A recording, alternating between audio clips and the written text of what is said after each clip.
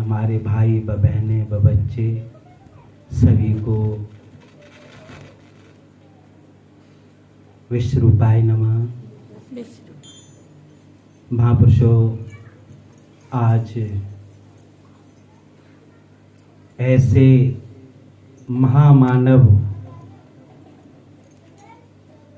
का जन्म हुआ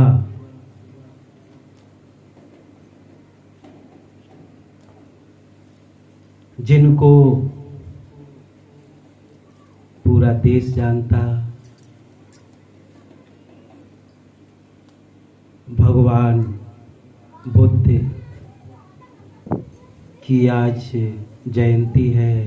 आज के दिन उनका जन्म हुआ। उसी उपलक्ष्य में आज परमपिता परमात्मा की चर्चा रखी।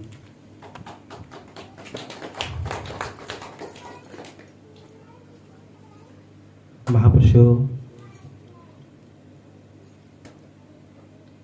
हम सबको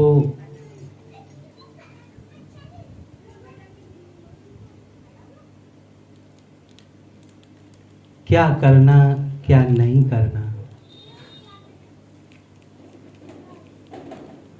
ये निर्णय लेना पड़ेगा। इस निर्णय में हम सब बाध्य हैं।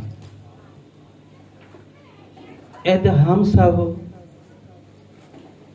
ये सोचें हम कुछ नहीं करेंगे, ये भी करना ही होगा। ये भी करना ही हुआ। भाई करना तो पड़ेगा, कुछ न कुछ करना पड़ेगा। चाहे हम जागृत होके जीवन व्यतीत करें, चाहे हम सोते हुए करें। सोने का मतलब यह है, हम संसार में रहते तो हैं, चेतन नहीं रहते, विवेक पूर्वक नहीं रहते हैं, हम निर्णायक नहीं रहते हैं हमें क्या करना और क्या नहीं करना। हमें रहना कैसे चाहिए? चेतन, हर समय विचार पूर्वक विचार करना चाहिए। हमारा जो जीवन जा रहा है वो क्या सार्थक जा रहा या व्यर्थ जा रहा है? पीछे हम विचार करें, ऐसे जाने कितने जन्म हम सब हुए होंगे,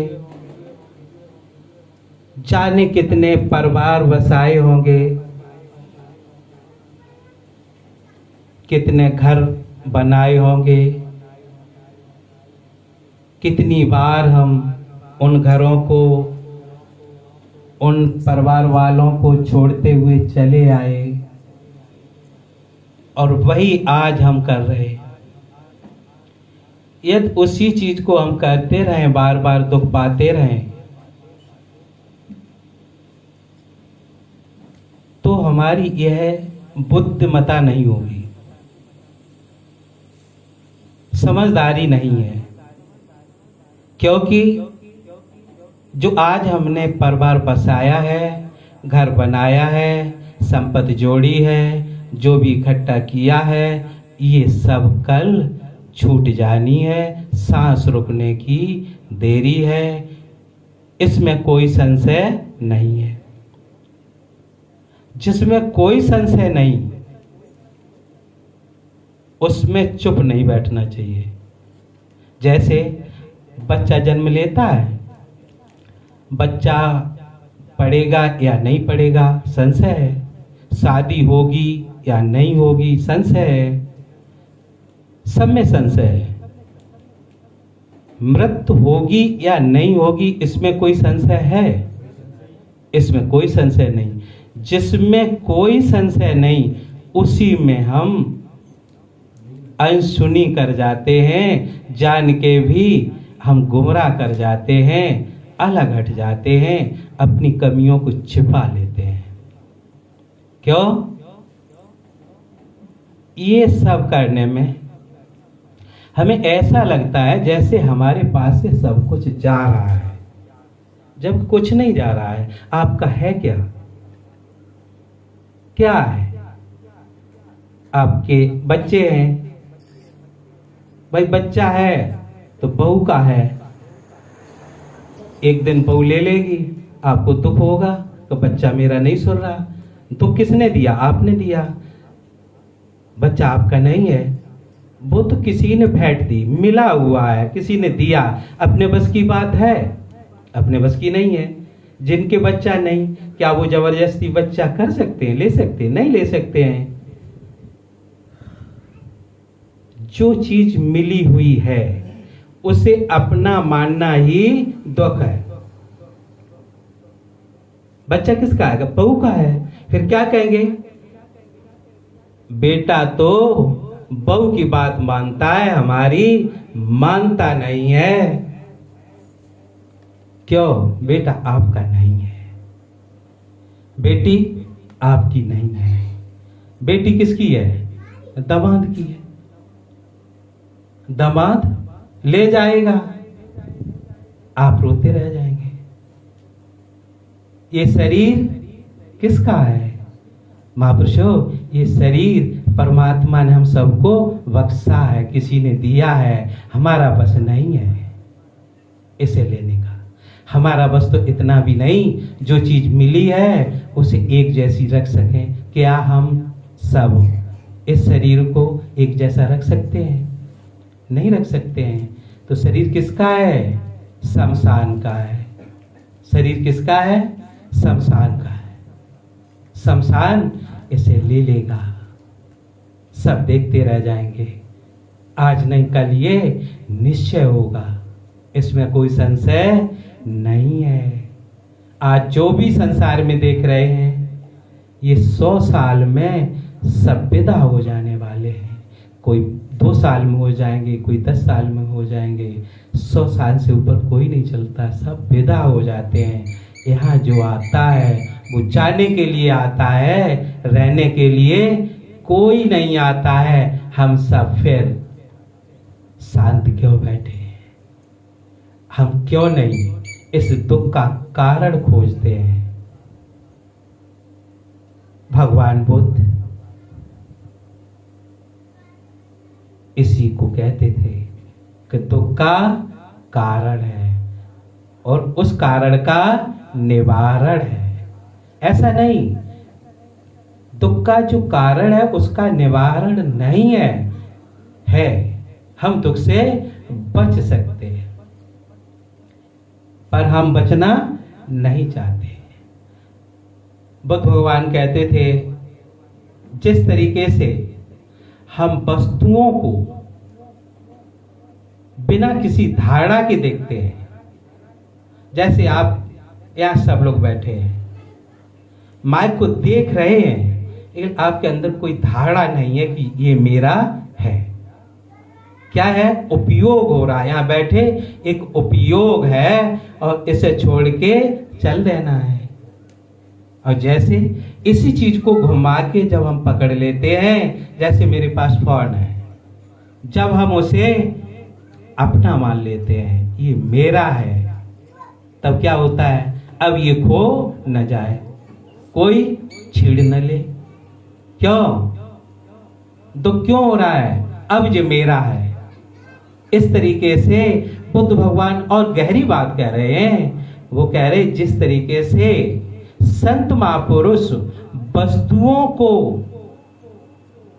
धारणा रहित देखने के लिए बताते हैं, भगवान बुद्ध वैज्ञानिक तरीके से अपने को भी धारणा रहित देखने के लिए बताते हैं। क्या हम सब सत्संग करते हैं? हम सब में ये है क्या? हम सत्संग करते हैं। जिसके पास भी जितनी समझ है, क्या अपनी समझ पर भरोसा नहीं है। सब कहते हैं हम जानते हैं वही सत्य है। हर पंथ का संत कहता है जो मैं कहता हूं वही सत्य है, चाहे जो हो। इस सत्य जिस तरीके से समुद्र एक होता है, घाट अनेक होते हैं, ये सब मार्ग अनंत हैं, घाट अनेक हैं, सत्य तो एक है। महापुरुषों, हम धारणा रहित होके संसार को देखें, ये हमारी समझ है। पहले हम मनुष्य को मनुष्यता से देखें। भगवान बुद्ध ने मानवता धर्म सिखाया है। धर्म का शब्द आया है। हम लोग विचार करें, क्या गाय अपने धर्म पर नहीं है? गाय कभी छल कपट करती है, झूठ बोलती है, या अपना भोजन छोड़ के दूसरे किसी का भोजन ग्रहण करती है? कई मांस मछली खाती है? कुछ तो नहीं करती है। वो तो अपने धर्म पर टिकी है। भैंस अपने धर्म पर टिकी है, गधा अपने धर्म पर टिका है, घोड़ा अपने धर्म पे टिका है। घोड़े का जो धर्म है हम सब देखते हैं वही करता है, दूसरे काम कोई नहीं करता है। ऊंट अपने धर्म पे टिका है। ऊंट देखा कई मछली मारते हुए? धर्म की बात आई है। धर्म क्या है? सिर्फ मनुष्य अपने धर्म पर नहीं टिका है। सिर्फ मनुष्य। ये 84 किसके लिए है? पशुओं के लिए नहीं है, पक्षियों के लिए नहीं है। ये 84 है तो सिर्फ मनुष्य के लिए है। क्यों? कि मनुष्य ही एक ऐसा प्राणी है जो सुरक्षित है, चाहे विचार द्वारा, विवेक के द्वारा अपनी गति कर सकता है, मुक्त हो सकता है, आनंदमय हो सकता है, बुद्ध बन सकता है, कृष्ण बन सकता है, राम बन सकता है, कबीर बन सकता है। जो कबीर में गुण थे वो सब आपके अंदर है। राम में थे वो सब आप में है, कृष्ण में थे वो सब आप में है। कोई वंचित नहीं है परम पद पाने के लिए। सिर्फ फर्क क्या है? हम राम की कथा सुनते हैं, क्या राम के आचरण हम अपने आचरण में ढालते हैं? नहीं ढालते हैं। खाली सुन के हम चले आते हैं। जो आचरण राम ने किए उनका लाभ किसे मिले? राम को मिलेगा, आपको नहीं मिलेगा। आपको अपने कर्म का लाभ मिलेगा। हम कृष्ण जी की कथा सुने, आचरण सुने, यदि वो आचरण हमारे अंदर नहीं आए तो वो लाभ हमें मिलने वाला नहीं है। कृष्ण महाराज जी चले, वो लाभ उनको मिला, उनको मिलना चाहिए। कबीर चले, वो लाभ उनको मिला। रहीम चले, वो लाभ उनको मिला। जीसस चले, वो लाभ उनको मिला।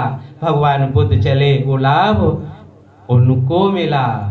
हम संसार में देखें, हम सब यहाँ बैठे अपने अपने अंदर विचार करें, हम लोगों ने कितनी धारणाएं पाल रखी हैं, कितनी धारणाएं पाल रखी हैं। हम अपने अंदर झांक के देखें, हम क्या हैं? हिंदू हैं। क्या जन्म से हिंदू थे? बच्चा छोटा सा होता है, उसे क्या पता हम हिंदू हैं? हिंदू का बच्चा यदि कहीं मुसलमान के घर में रख दिया जाए, क्या उसे पता रहेगा कि हम हिंदू हैं? इसका मतलब जे बाहर से हमने धारणा बनाई है, हमें समाज से एक धारणा मिली है, हम हिंदू हैं। क्या है? एक धारणा हमने बना रखी है। अब मुसलमान से द्वेष कर बैठे, हिंदू से हम प्रेम कर बैठे, राग द्वेष चालू हो गया, हमारा बंधन चालू हो गया। क्या आप विचार करते हैं? जब तक हमारी धारणाएं नहीं टूटेंगी तब तक हम कभी अपनी गति को प्राप्त हो नहीं सकते, चाहे कुछ भी कर ले। हम देखें, हिंदू हैं तो हमें सपने में भी आएंगे तो कृष्ण आएंगे, राम आएंगे, सपने में देखें हनुमान आएंगे, देवी आएगी। हमारे हिंदू जो देवता हैं वही तो आते हैं, मुसलमानों वाले तो नहीं आएंगे। क्यों? उनसे हमें अंदर से ईर्षा है, द्वेष है। और जहां जिस घट में ईर्षा है, द्वेष है, उस घट में क्या परमात्मा आता है? ऐसा नहीं होता।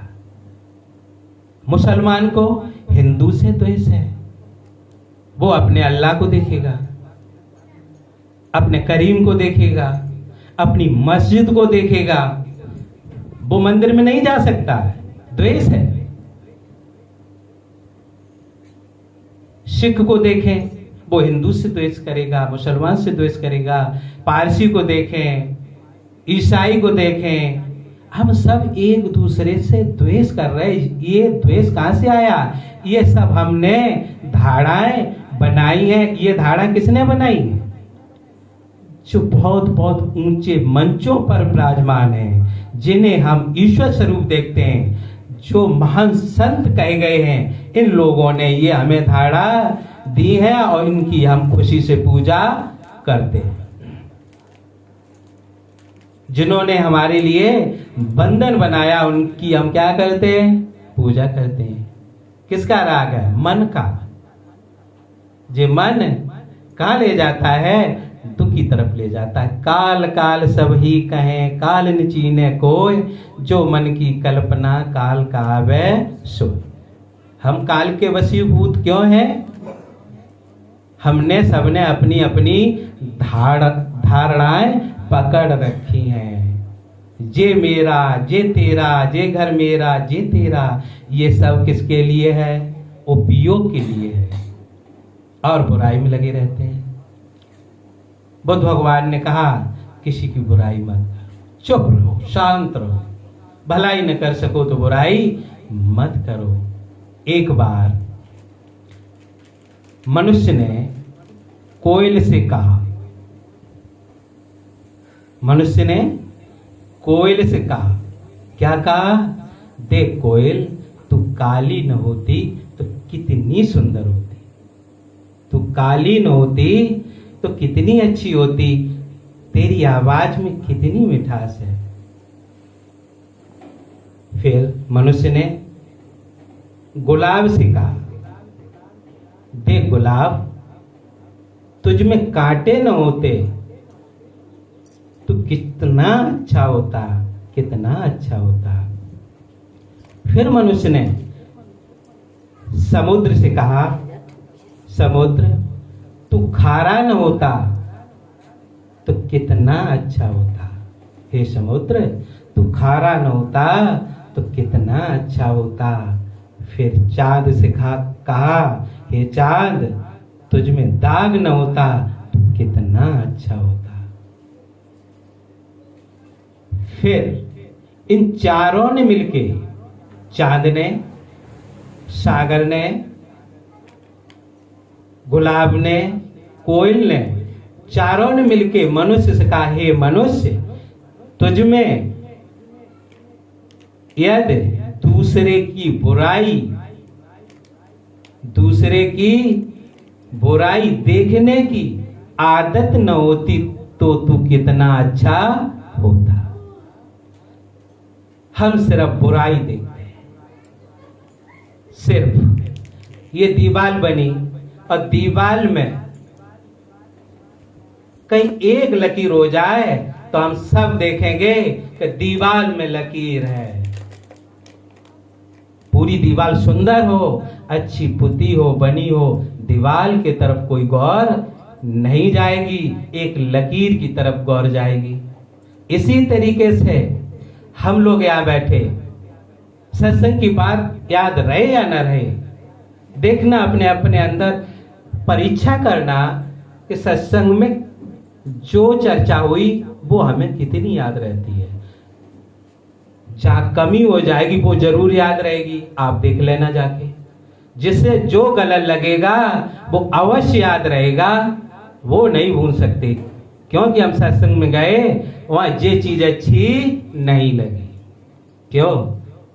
इसी चीज को भगवान बुद्ध कहते हैं, हे मनुष्य, तू मनुष्यता में रमण कर, तू पहले मनुष्य बन, मनुष्यता के जो लक्षण है उन्हें प्राप्त कर, चेतन हो जा।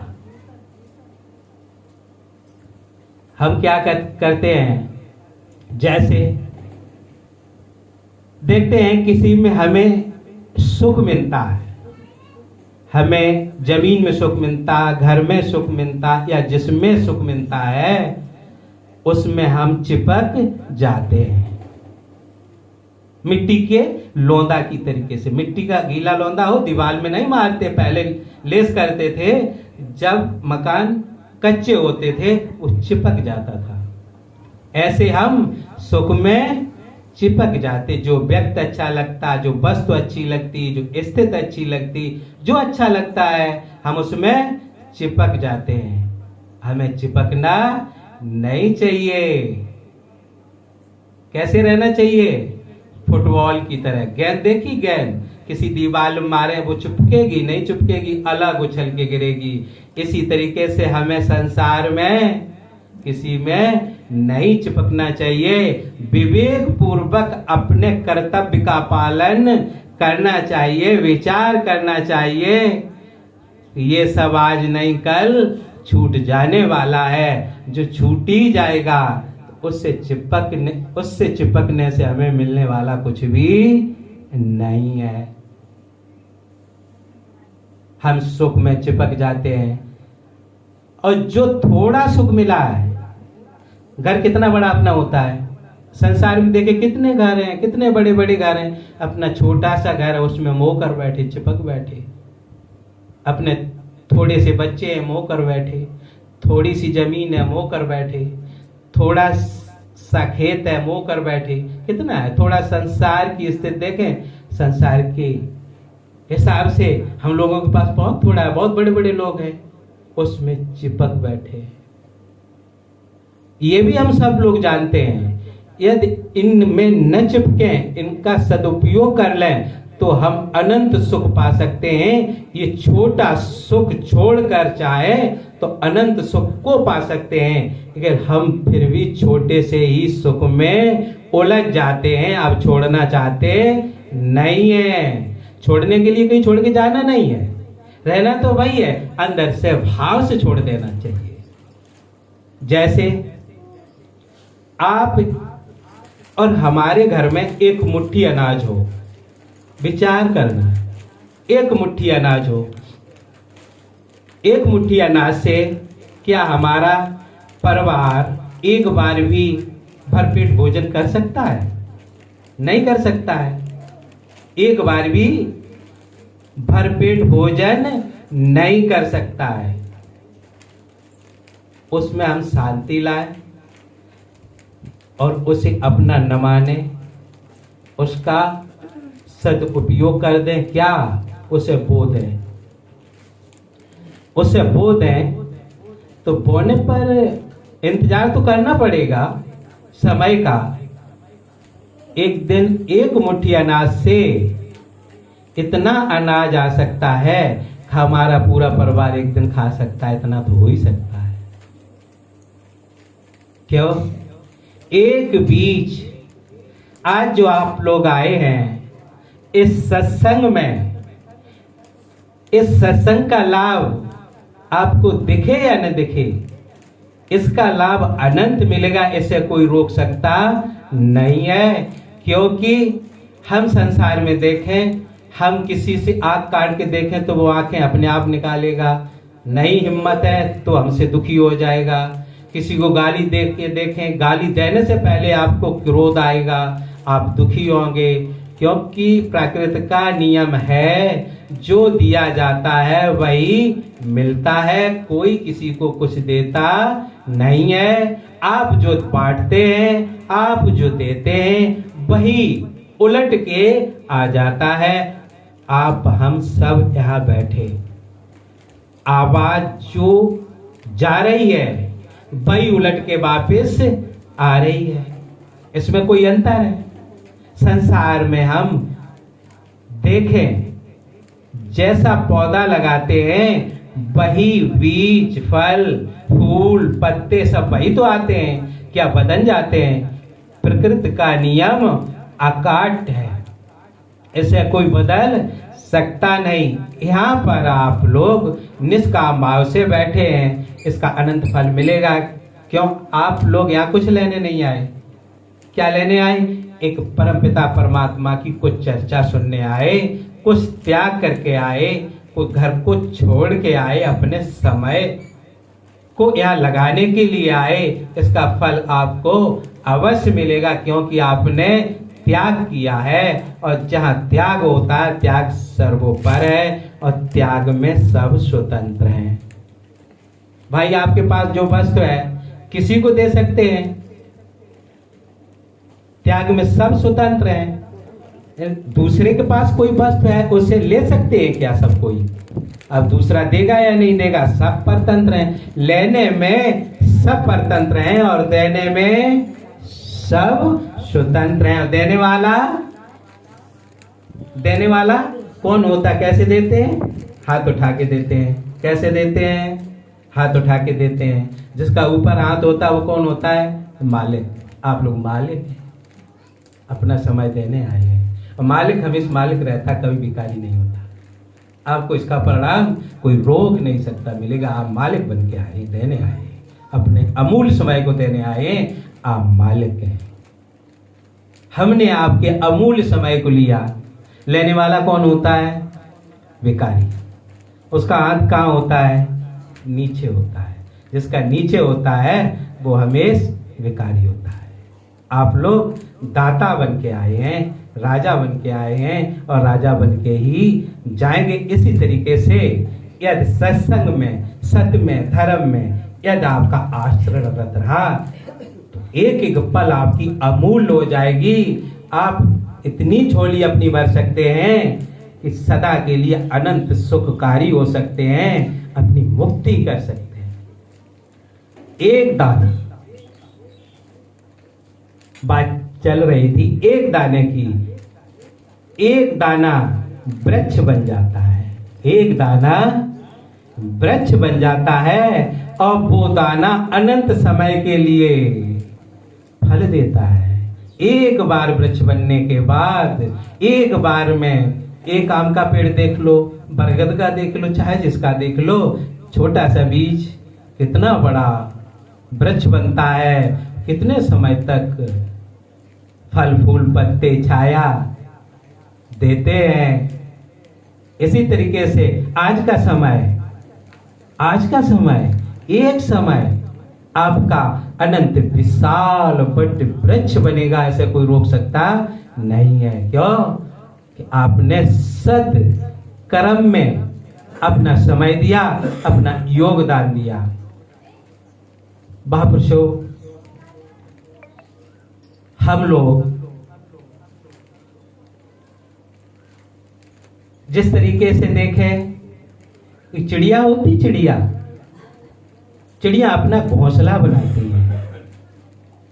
चिड़िया अपना घोंसला बनाती हैं। क्यों? विश्राम के लिए, आराम के लिए। उन्हें उड़ना तो पूरे दिन है, उन्हें उड़ना तो पूरे दिन है। खुले आकाश में उड़ती हैं, फिर भी कब तक उड़ सकती हैं? उन्हें आराम के लिए, विश्राम के लिए जगह चाहिए, तो वो अपना घोंसला बना लेती हैं। वापस आके जब थक जाती हैं, शाम होती है, तो कहां पर आ जाती हैं? अपने घोंसले में बैठ जाती हैं, अपने घोंसले में बैठ जाती हैं। जबकि उनके लिए खुला आकाश विशाल है, कितना भी ऊंचा उड़े, चाहे जितना, चाहे जहां चाहे। घर बनाना तो ठीक है, घोंसला बनाना तो ठीक है। इसी तरीके से आप हम सभी को घर बनाना तो ठीक है, बनाना चाहिए। क्यों? कि विश्राम के लिए जगह चाहिए, खाने के लिए भोजन चाहिए। जिस तरीके से चिड़िया अपनी मंजिल घोंसला ही मान लें, अपना अंतिम पथ घोंसला ही मान लें, भूल में हो जाएंगी, फिर रुक नहीं पाएंगी, उड़ नहीं पाएंगी, पंख जाम हो जाएंगे। इसी तरीके से हम सब घर बनाएं, अंतिम हमारा पड़ाव घर नहीं है, घर तो विश्राम के लिए है। हम सब विश्राम करें, उपयोग करें, आराम करें। अंत में हम सबको उड़ना पड़ेगा, चलना पड़ेगा। नहीं चलेंगे, चलना पड़ेगा। जब तक है तब तक उसका उपयोग करें। जो भी दे दे दाता, जो भी दे दे दाता, उसको कर ले कबूल। कभी कभी कांटों में भी खिलते हैं फूल।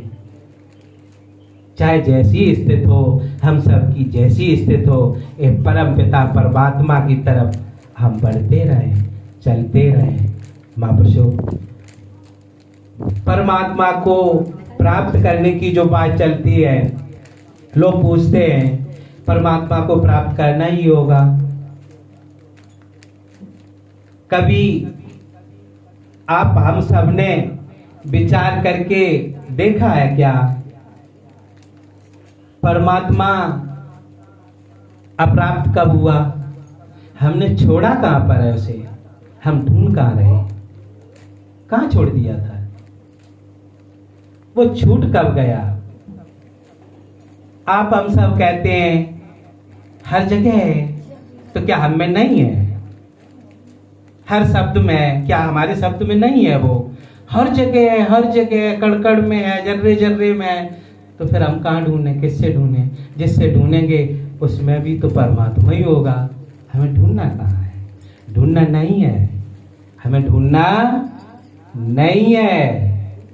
सिर्फ हम अपने जो हमने ढूंढने की धारा बना रखी, किसी ने मंदिर की, किसी ने मस्जिद की, ये धाराएं ठीक है, तभी तक ठीक है। इन धाराओं में जो मिलेगा वही मिलेगा। जब तक हम बाहिर्मुखी रहते हैं तब तक हम उससे मिल सकते नहीं।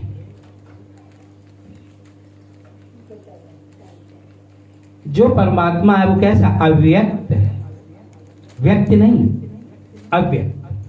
व्यक्त का मतलब है जब हम बाहर किसी को खोजते हैं, बाहर की तरंगें पैदा करते हैं, बाहर के विचार पैदा करते हैं, कभी किसी में खोजते हैं, कभी किसी में खोजते हैं। जब तक मेरे विचार बाहर की तरफ दौड़ते हैं तब तक व्यक्त करते हैं। हम कोई चीज व्यक्त कहाँ करेंगे? बाहर करेंगे। आंख कहाँ देखेगी? बाहर देखेगी। कान कहाँ सुनेंगे? बाहर सुनेंगे। नाक कहाँ सूंघेगी? बाहर सूंघेगी। वाणी बाहर जाएगी। सब बाहर ही तो है। मन बाहर जाएगा। बुद्धि तोड़ती है, जोड़ती नहीं है। बुद्धि खंडन करती। बुद्धि कहाँ ले जाती? बाहर। वो ऐसा है, वो वैसा है, वो निर्णय लेती है बुद्धि। प्रभु कैसा? अव्यक्त, अंदर चले जाए। जब अपने तरफ चले जाए, सब छोड़ते हुए चले जाए। जिस तरीके से देखा, एक बंद गोभी देखी होगी या प्याज देखा होगा। हम प्याज के छिलके उतारते जाए, छिलके उतारते जाए, छिलके उतारते जाए, छिलके उतारते जाए, क्या बचेगा? कुछ नहीं बचेगा। इसी तरीके से परमात्मा आपके अंदर है। सिर्फ ऊपर जो परतें हैं, जो आवरण है, जो छिलके हैं, उन्हें उतारना है। उसे कहीं ढूंढना नहीं है। आप परमात्मा ही हैं। आप वही है जिसे खोज रहे हैं। आप उससे कभी जुदा हुए नहीं हैं और कभी हो सकते नहीं। परमात्मा का भी बस नहीं है कि आपसे अलग हो जाए। आप भी नहीं हो सकते, क्योंकि उसके सिवाय और कहीं कुछ है नहीं। जब उसकी दृष्टि आपको मिल जाएगी तब आप इसी तरीके से सब में परमात्मा देखेंगे। मानने का नहीं, हकीकत में दिखाई देगा सब जगह, वही रह जाएगा। समाधि भी लग जाती है। समाधि की धारणा लोगों ने कुछ उल्टी भी कर दी है, जैसे ध्यान की कर दी।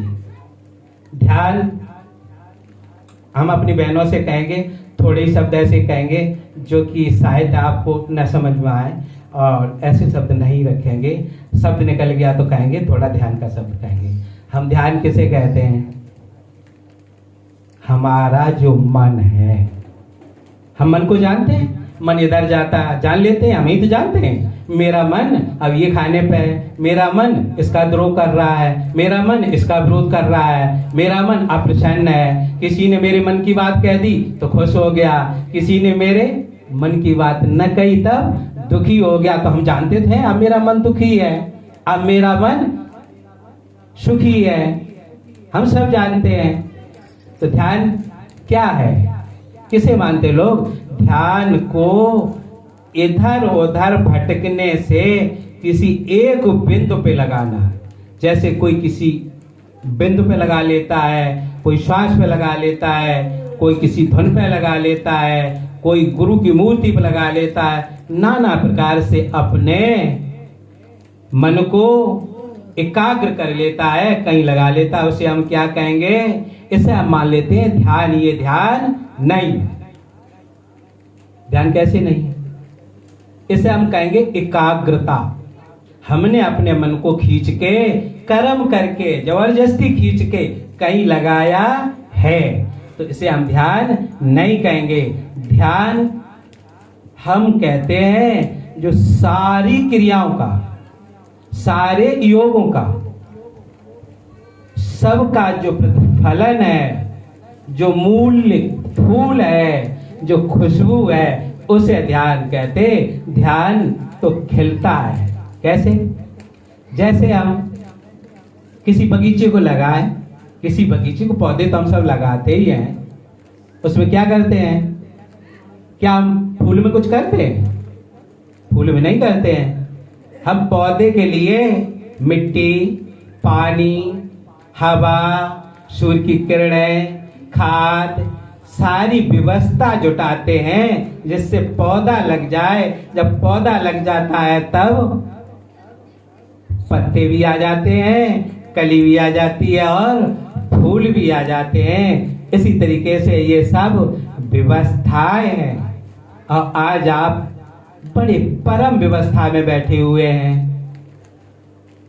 यदि दास की एक बात पर भी आप लोगों ने गौर किया तो दास अपने को धन्य मानेगा, बड़ा खुशहाली समझेगा कि हमारी कोई बात मानने योग्य थी जो आप लोगों ने मानी, और आप इस पर गौर नहीं करेंगे तो दास सोचेगा कि हमने कुछ ऐसा ना सीखा और कुछ ऐसा हम न बता सके जो हमारी बात मानने योग्य होती, जो आप लोग मानते।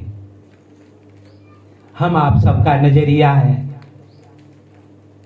हम अपनी नजर को अपने तरफ मोड़ लें, अपने पे नजर कहाँ रखें? अपने पे। मुझे क्या करना है भाई? दूसरे पे क्या बस है आपका? हमारा किसी पे किसी का बस हो? हम कहते हैं कि वो बात हमारी नहीं सुनते हैं। अब भाई हम गलत कहते हैं। वो क्यों सुने?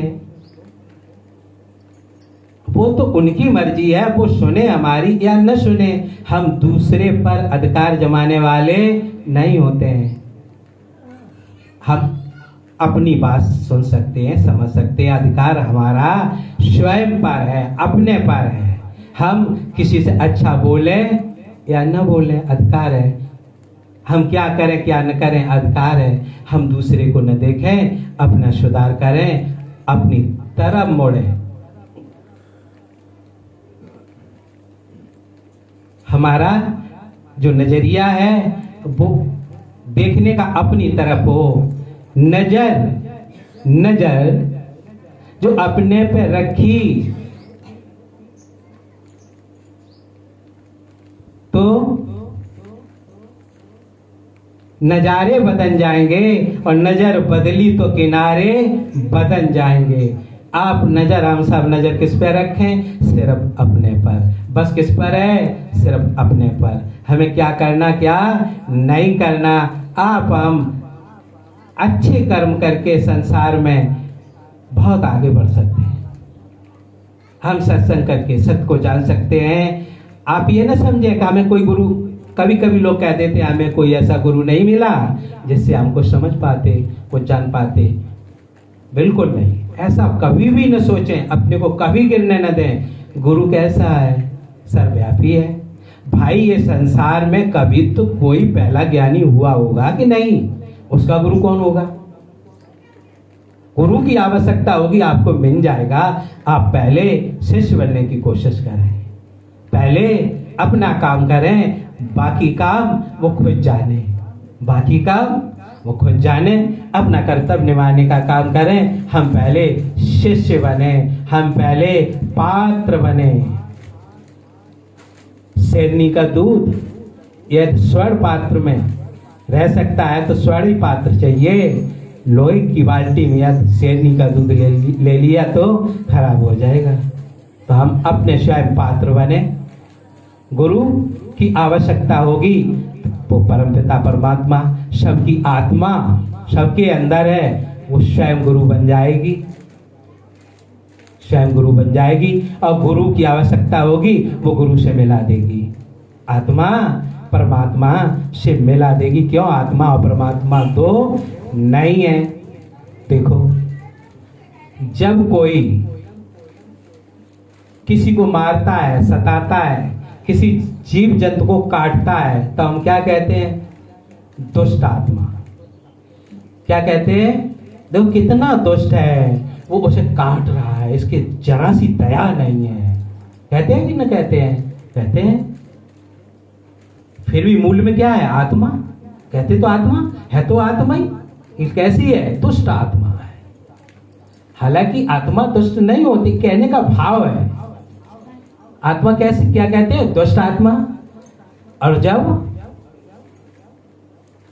आप लोग जैसे सज्जन पुरुष सत्संग करते, अच्छे काम करते, तब क्या कहते हैं? पुण्य करते, धर्म कहते हैं। धर्म करते हैं तो क्या कहते हैं? पुण्य आत्मा। कितनी अच्छी आत्मा है, पुण्य आत्मा, महान आत्मा। महापुरुष जी बैठे, इनको सब लोग महापुरुष कहते हैं। परमात्मा कहें, आत्मा कहें, जो भी कहें, तो हम सब पुण्यात्मा हो सकते हैं और दुष्ट आत्मा भी हो सकते हैं। हम किसी की जान भी ले सकते हैं और अच्छे कर्म भी कर सकते हैं। अब हम और आप सबका निर्णय है, हमें क्या बनना और क्या नहीं बनना। ये निर्णय किसको लेना पड़ेगा? हम ही सबको लेना पड़ेगा। और जब हम सत्संग करते हैं, सत्य को जान लेते हैं, सत्य पे चलते हैं, तब क्या हो जाते हैं? महात्मा हो जाते हैं। तो महात्मा कौन हुआ? हम ही लोगों में से हुआ। और जब गुणातीत हो जाते हैं, तीनों गुणों से पार हो जाते हैं, तब हम परमात्मा हो जाते हैं। आप परमात्मा भी हो सकते हैं और महात्मा भी हो सकते हैं, पुण्यात्मा भी हो सकते हैं और दुष्ट आत्मा भी हो सकते हैं। अब निर्णय सब आपका है, आपको क्या होना है और क्या नहीं। यदि आप में लगन लग जाए कि मुझे परमात्मा होना ही है, तो परमात्मा होने वाले सारे गुण, सारी व्यवस्थाएं आपके अंदर है। अब आप होना चाहते या नहीं होना चाहते, अब ये किसी दूसरे पर निर्भर नहीं करता। मनुष्य जन्म मिल गया, मनुष्य जन्म मिलने के बाद, मनुष्य जन्म मिलने के बाद अगला कौन सा जन्म पाना है, किस में जाना है, वो अब परमात्मा के हाथ में नहीं है। ये न सोचा परमात्मा के हाथ में, ईश्वर के हाथ में नहीं है। अब वो सब आपके हाथ में। आप कहाँ जाना चाहते हैं, क्या बनना चाहते हैं, कैसे जन्म लेना चाहते हैं, ये सब आपके कर्मों का परिणाम होगा। अब चाहे जैसा चाहे वैसा कर लें, इसमें कोई संशय नहीं है। सब में मूल आधार आत्मा है और आत्मा के सिवा और कहीं कुछ नहीं है। उस अविनाशी आत्मा में आप नियत हो और अपने परम आनंद को पाएं।